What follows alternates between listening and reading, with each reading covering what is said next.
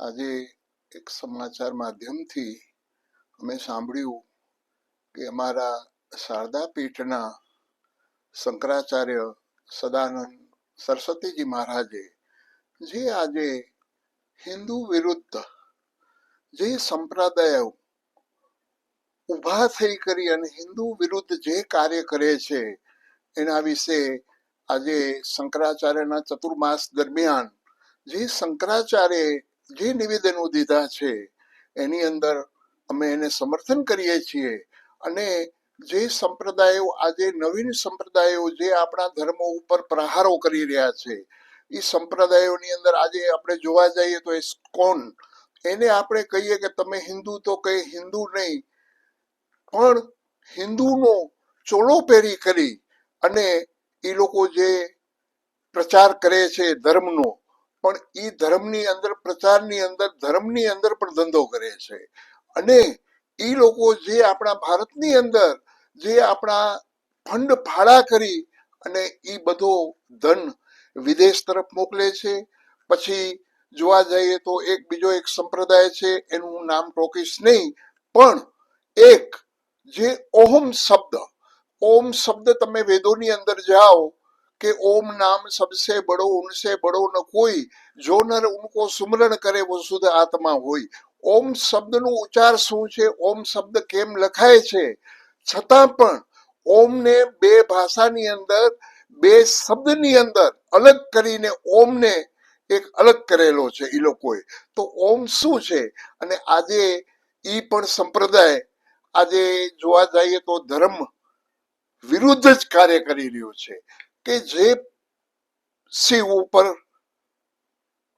પ્રવચન આપે છે તો બીજા દેવતાઓ નથી, શિવ તો છે જ, પણ બીજા દેવતાઓ પણ એનું પ્રવચન દેવું જોઈએ, એના વિશે સમજાવવું જોઈએ. અને શિવ ઉપર જે બોલે છે એની અંદર પણ પ્રજા એને સાંભળી લે છે કે જે બોલે છે વેદ પુરાણ ઉપનિષદ વિરુદ્ધ છે એ ચીજો, અમુક જે શબ્દો બોલે છે. પણ જે આજે શંકરાચાર્ય જે બોલ્યા છે એના ઉપર અમને ગૌરવ છે કે જે અમારી 4 પીઠમાંની એક પીઠ હોય તો શારદા પીઠ છે. અને મહારાજજીએ જે હિન્દુ વિરુદ્ધ કાર્ય કરી રહેલા સંપ્રદાયો છે, હિન્દુની અંદર ચોલો પહેરીને એના વિરુદ્ધ જે બોલ્યા છે એની અંદર સાધુ સમાજ એને સમર્થન કરે છે. અને આવા ને આવા કાર્યો જગતગુરુ શંકરાચાર્ય કરતા રહીએ એવી ભગવાન શિવ પાસે અને જગતગુરુ શંકરાચાર્ય પાસે પણ અમે પ્રાર્થના કરીએ છીએ.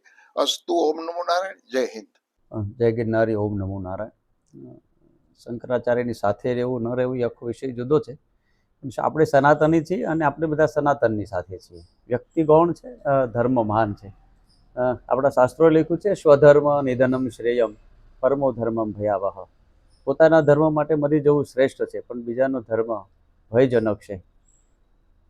શંકરાચાર્યની વાત જો છે એ સનાતનનો જે અંશ થઈને નીકળ્યા હોય, દાખલા તરીકે કે જે કાંઈ શાસ્ત્રો કે જે કાંઈ એમાં લખ્યું છે, પોતાના જે સંપ્રદાયોના જે ગ્રંથો લખ્યા છે એમાં મૂળ વાતને આપણે જો જોવા જઈએ તો સનાતનની જ વાત હોય, પણ સનાતનમાં લઈને પછી પોતાની ભેળસેળ કરી અને આપણી પૂજા પદ્ધતિ, આપણી ઉપાસના પદ્ધતિ, આપણા દેવી દેવતાઓ એને ક્યાંક ને ક્યાંક હાસ્યપાત્ર બનાવ્યો, ક્યાંક ને ક્યાંક નીચા દેખાડવાની કોશિશ થઈ હોય, ક્યાંક ને ક્યાંક આપણે સનાતન ધર્મીઓને ક્યાંક ખોટું લાગે અથવા તો એની લાગણી અને શ્રદ્ધા દુભાય એવા જે કૃત્યો થયા છે એ ખરેખર બહુ હીન પ્રયાસો કહેવાય. જો ખરેખર વાત ઉત્થાનની જ હોય, માની લો આ વાત તો સ્વામિનારાયણ સંપ્રદાયની વાત કરીએ તો દયાનંદ સરસ્વતી મહારાજ એ વખતે પણ એમને આ વાતનો વિરોધ કરેલો હતો. જે તે વખતે એક વાત એવી પણ છે કે સ્વામિનારાયણ સંપ્રદાય કોર્ટમાં જઈને એમ કહે છે કે અમે એક હિન્દુ ધર્મનો ભાગ નથી. એ ગૂગલ પર આપ સર્ચ કરીને જોઈજો, એનો પણ એક ચુકાદો છે. તો આ વાત ઉપરથી ચોક્કસ થઈ છે કે સનાતનને ખરેખર આપણે સનાતનના રક્ષક છીએ કે ધર્મનો આંચળો ઓઢી અને અધર્મ આચર્યા છે. આ એક ચિંતા અને ચિંતનનો વિષય છે. ખરેખર તો આ ઉપર ચિંતા પણ થવી જોઈએ અને ચિંતન પણ થવું જોઈએ.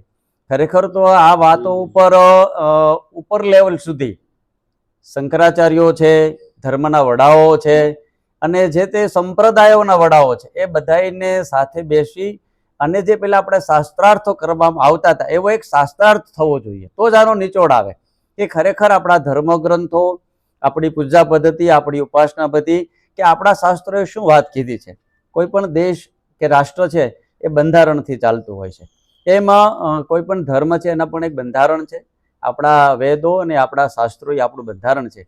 એમાં કઈ પદ્ધતિ છે, પૂજા પદ્ધતિ કેવી છે, ઉપાસના પદ્ધતિ છે, દેવી દેવતાઓ છે, આ બધા વિષયો પર ખરેખર એક વખત નિચોડ થવો જોઈએ, તો જ આપણે આની સાચી રૂપરેખા અને સનાતન ધર્મમાં જે ગુમરાહ થઈ રહ્યા છે ગુમરાહ ન થાય, એવું એક મારું માનવું છે.